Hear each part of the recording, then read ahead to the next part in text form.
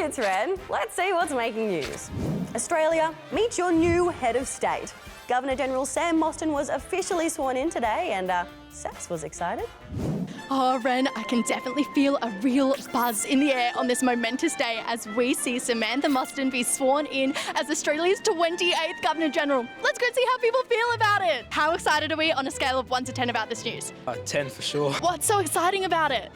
I don't know. I actually have no idea. Do we know who this is? I do not know. Clue. No. No, not at all. I don't think so, no. No. No. I have no idea. No idea. Oh, no. No. No. Do you know what a Governor-General does? No. No. Not really. I think people don't actually know what the Governor-General does. So, let me explain. Australia is a constitutional monarchy, which means the king is the head of state. But the king's in England, so he has a representative here in Australia, the Governor-General. Their job includes approving new laws, appointing new judges, and they can even give the Prime Minister the flick, if there's a really good reason. But that doesn't happen very often. In fact, their role is mainly ceremonial. Like most Governor-Generals, Samantha Mostyn has an impressive resume. She's a businesswoman, a lawyer, and she was the first female AFL Commissioner. And over the next 5 years, I'm sure her face will become more familiar. I'm now going to get to work. Thank you. Australia's strict new anti-vaping laws came into effect today. It means the only place you're allowed to buy vapes now is a chemist. And until October, everyone will need a prescription. After that, vapes can be sold over the counter to adults, but they'll need to be in plain packaging. And flavours will be limited to mint, menthol or tobacco. And France's president, Emmanuel Macron, has not had a good weekend. His party has taken a battering in the first round of elections for France's National Assembly. Macron called the surprise election 3 years early, after his party did badly in the European parliamentary elections. He was hoping people would turn against the right-wing National Rally Party, which has some controversial policies, but that hasn't happened. Le Rassemblement National. Everyone is afraid of National Rally, but we never tried it. Macron will remain president until 2027. But if National Rally wins, he'll have to work with a prime minister with some very different political views.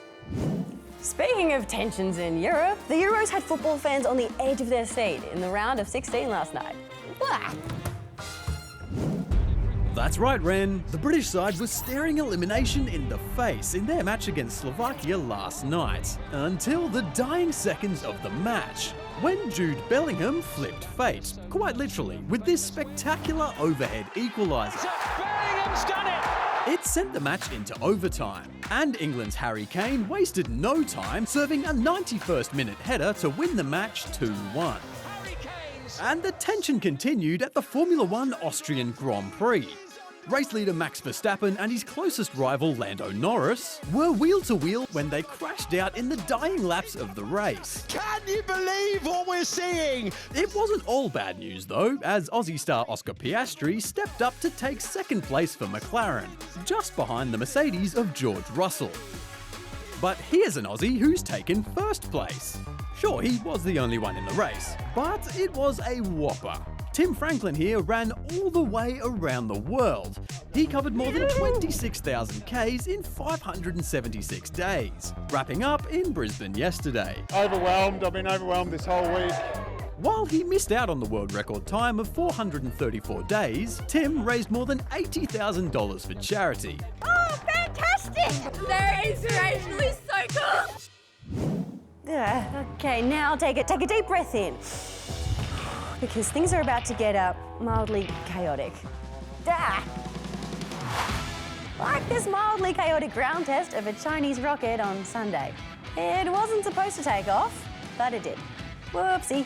Then the rocket's computer automatically shut down, causing it to basically fall out of the sky and eventually disintegrate.